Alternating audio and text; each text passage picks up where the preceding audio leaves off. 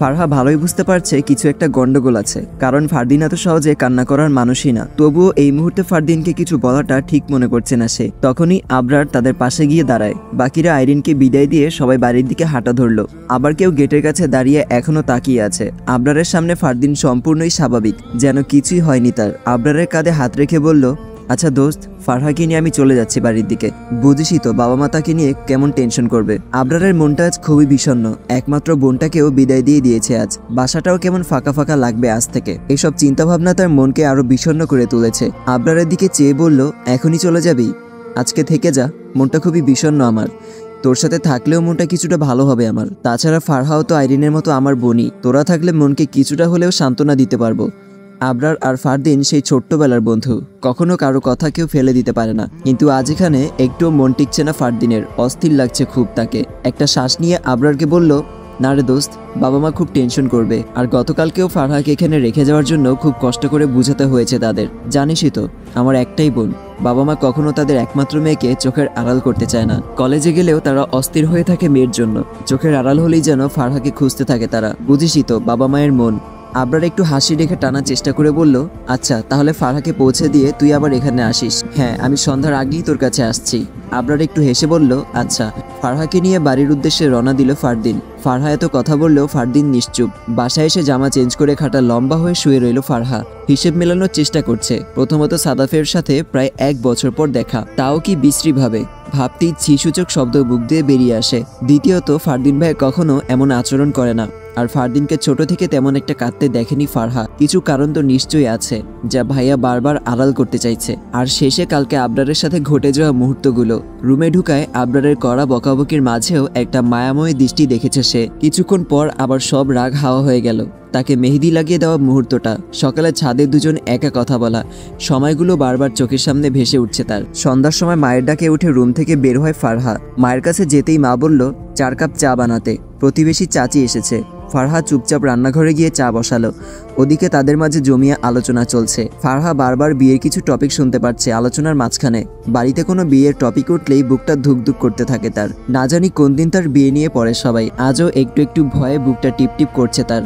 চা হাতে তাদের সামনে এগিয়ে গেল ফারহা। চা রেখে মায়ের একপাশে গিয়ে দাঁড়ায় সে। চাচি চায়ের কাপে চুমুক দিয়ে বলল, আজকালকার মেয়েগুলো বড় হওয়ার পর তাদের বিয়ে না দিলে এমন কাণ্ড করে বসে। মেয়ে উপযুক্ত হয়েছে, তাহলে তাদের বাসায় রাখবে কেন? পরে বাবা মা কি নিজে থেকে কিছু বলতে পারে না?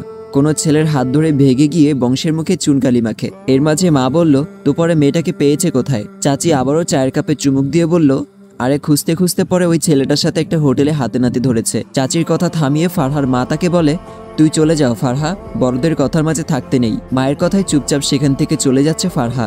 প্রতিবেশী নামক এই মহিলাটাকে দেখলেই মেজাজ খারাপ হয় ফারহার। এই মহিলার কাজই হলো এর কথা গিয়ে তাকে বলা, ওর কথা এসে অন্যকে বলা। এখানেও এসেছে নিশ্চয়ই তানিয়া নামক মেয়েটার কথা সবাইকে বলতে। এর মাঝে ফারহাকে নিয়ে টপিক উঠলেই থমকে যায় সে। তবুও চুপচাপ দরজার আড়ালে গিয়ে শুনতে চেষ্টা করে ওই মহিলা বাবা মাকে কি কান পড়া দিচ্ছে। বিষয়টা বুঝবেন ভাবি, ফারহা এখন বড় হয়েছে, বিয়েরও সময় ঘনিয়ে এসেছে তার। এই বয়সে মেয়েদের বুক ফাটে তো মুখ ফোটে না।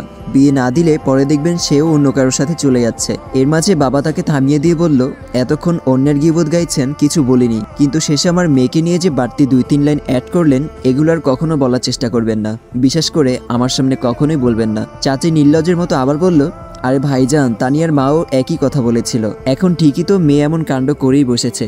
বাবা আবার বলল, আমাদের মেয়ের প্রতি আমাদের পুরো বিশ্বাস আছে। আমাদের মেয়ের প্রতি আমাদের পুরো বিশ্বাস আছে। আমাদের মেয়ে কখনোই আমাদের কথার বাইরে যায়নি, আর কখনো যাবেও না। এর মাঝে মা পোড়ন কেটে বলল, আর ফারহা কখনো এমন কাজ করলে তাকে মেয়ে হিসেবে স্বীকারই করব না আমরা, ত্যায্য মেয়ে করে দিব, তবুও কখনো অন্যায়কে প্রশ্রয় দিব না। একটা কথায় যেন ভয়ে বুকটা কেঁপে উঠে ফারহার। মায়ের কথায় বুকটা ধুকধুক করলেও বাবার কথা শুনে ভালো লাগছে যে তার প্রতি তাদের কত বিশ্বাস। সারা বাড়িতে কোলাহলপূর্ণ পরিবেশ। আসার সময় সারা রাস্তা কেঁদেছিল আইরিন। আইরিন অনেকের কাছেই শুনেছে বিয়ের পর স্বামী বাড়ি যাওয়ার সময় মেয়েটা কান্না করলে তাদের হাজবেন্ড অনেকভাবে বুঝানোর ট্রাই করে তাকে, কতভাবে কথা বলে তাদের স্বাভাবিক করার চেষ্টা করে। কিন্তু আইরিনের হাজবেন্ড মাহিন তার দিকে একবার একবারের জন্য ফিরে তাকায়নি। পুরোটা সময় আইরিন থেকে দূরে বসে বাইরের দিকে তাকিয়েছিল। এখন রাত হয়েছে অনেক, সারা ঘর জুড়ে কোলাহল, বাট এখানে আসার পর মাহিনকে এক মুহূর্তের জন্য চোখে পড়ছে না তার। এখানে প্রায় সবাই অচেনা, মাহিনকে একটু চেনে, তাও বিয়ে হয়েছে নিজের স্বামী এটা ভেবে। বিয়ে ঠিক হওয়ার পর তেমন কথা বলার সুযোগ পায়নি তার সাথে, ফ্যামিলিগতভাবে ঠিক হয়ে হুটহাট হয়ে গেছে সব। আইরিন প্রথমে কান্না করলেও মাহিনের ছবি দেখার পর সেও রাজি হয়ে যায়। আইরিনকে একটা সাজানো ঘরে বসিয়ে দিয়ে চলে গেল সবাই, একা একা বসে আছে সে। বারবার মাথা তুলে দরজার দিকে তাকিয়ে দেখছে মাহিন আসছে কিনা, কিন্তু প্রায় ঘন্টাখানেক হতে চলল, এখনো মাহিনের খবর নেই। ভয়ে বুক ধুকধুক করছে আইরিনের। তার সামনে কি বলবে সে, কি করবে কিছুই ভেবে পাচ্ছে না।